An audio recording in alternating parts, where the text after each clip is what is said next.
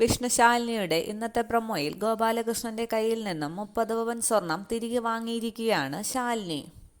ഗോപാലകൃഷ്ണനും രാജേശ്വരിയും ആ സ്വർണം തങ്ങളുടെ വീട്ടിൽ നിശ്ചയദിവസം കൊണ്ടുവരണം എന്ന തീരുമാനവും രാജേശ്വരിയും ഗോപാലകൃഷ്ണനും അംഗീകരിച്ച് അവരുടെ വീട്ടിലേക്ക് എത്തിയിരിക്കുകയാണ്. മോതിരം മാറുന്നതിനായി രാജിയും ശാരികയുമൊക്കെ റെഡിയായിരിക്കുകയാണ്. അന്നേരം തട്ടത്തിൽ പൂവുമായി വരികയാണ് രാജി. എല്ലാവരും സന്തോഷിച്ച് നിൽക്കുമ്പോൾ ആ സമയത്ത് അവിടേക്ക് വന്ന വിഷ്ണു രാജിയുടെ കയ്യിലുള്ള പൂവ് കാലുകൊണ്ട് തട്ടിത്തെറിപ്പിക്കുകയാണ്. അതിനുശേഷം ദേഷ്യത്തോടുകൂടി രാജീവിൻ്റെ അടുത്തേക്ക് വരികയാണ്.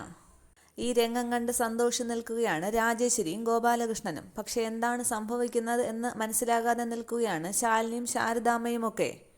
ദേഷ്യത്തോടുകൂടി രാജീവിൻ്റെ അടുത്തേക്ക് വന്ന വിഷ്ണു ഡാ എന്ന് അലറി വിളിച്ചുകൊണ്ട് രാജീവിനെ അവിടെ നിന്നും പിടിച്ചെഴുന്നേൽപ്പിക്കുകയാണ്.